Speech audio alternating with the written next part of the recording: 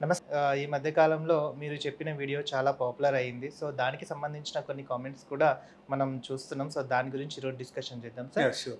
Sir ఈ మధ్య కాలంలో చాలామంది ఎక్కువ సేపు సెక్స్‌లో పార్టిసిపేషన్ అనేది కరెక్ట్ ఉండకపోతుంది. So, hmm. ఒక మగాడు ఎన్ని స్ట్రోక్స్ ఇస్తే హ్యాపీనెస్‌గా ఫీల్ అవుతారు? Yeah! Okay. Stroke is a different issue and నార్మల్‌గా actually as per the medical science మనం చూస్తే 45-60 strokes okay. is the ideal stroke for the life.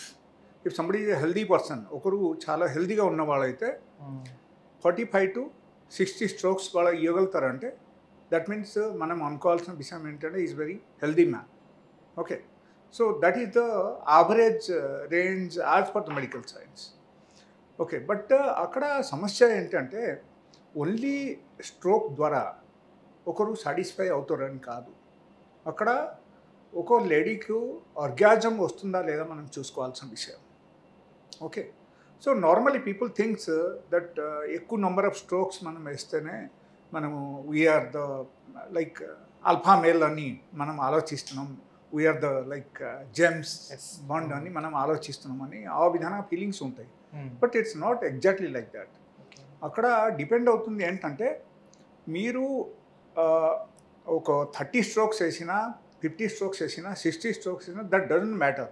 But అక్కడ ఏమవుతుందంటే ఒక మహిళకు కరెక్ట్గా మీరు స్ట్రోక్ వేసిన తర్వాత వాళ్ళకు ఫీలింగ్ వస్తుందా లేదా, that is very important.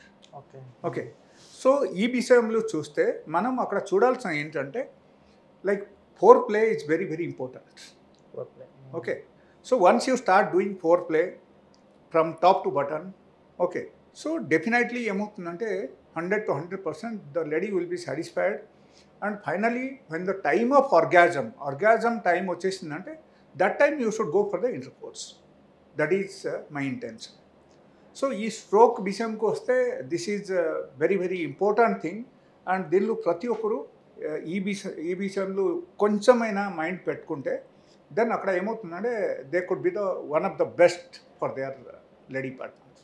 Sir ఇప్పుడు స్ట్రోక్స్ విషయంలో కూడా కొంతమంది ఏంటంటే సాటిస్ఫై అవుతారు, సాటిస్ఫై అవ్వరు అని చెప్పేసి కూడా ఇందాక మాట్లాడారు.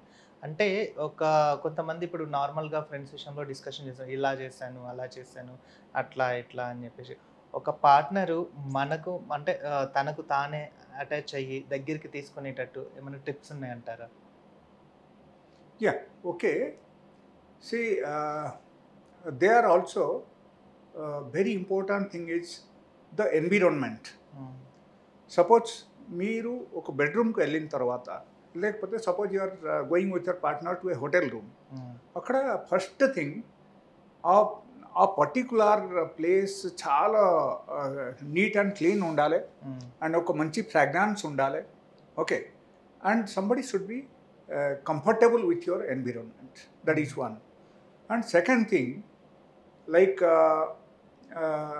if you think of ladies, then we must give the preference for the ladies first. ఎప్పుడు మనం ఏం ఆలోచిస్తున్నామంటే ఓకే మనం వెళ్ళాము ఒక 1-2 టైమ్స్ మనం కలిసిన తర్వాత మన పని అయిపోయింది, వీఆర్ సాటిస్ఫైడ్, మనకు ఇజాక్యులేషన్ జరిగిపోయింది, మనం వచ్చేస్తున్నాం. But that's not the point actually. Point అక్కడ ఏంటంటే when both the partners are meeting, so that time ఏంటంటే లైక్ ఇద్దరికి సాటిస్ఫాక్షన్ ఉన్నట్టే ఉండాలి అనమాట. ఓకే, ఇద్దరికి సాటిస్ఫాక్షన్ రావాలంటే first if you give preference to the ladies, లేకపోతే వాళ్ళకు ఏ టైప్ పొజిషన్ వాళ్ళకు ఇష్టమని మీరు కనుక్కొని ఆ టైప్ మీరు చేశారంటే 100% they'll be satisfied. That is one. And the second thing I will tell you like ఎప్పుడైనా సరే ఒక వ్యక్తి లేడీస్కు ప్రిఫరెన్స్ ఇచ్చారంటే if they are coming to top and you are in the bottom, then definitely that is one of the best position I'll say. And doggy position is one of the best position. Even our doggy position కానీ లేకపోతే మహిళ on the top and man in the bottom, ఆ position అయితే 100% they will be satisfied and చాలా హ్యాపీగా అనిపిస్తుంది. Both the partner can enjoy the sex.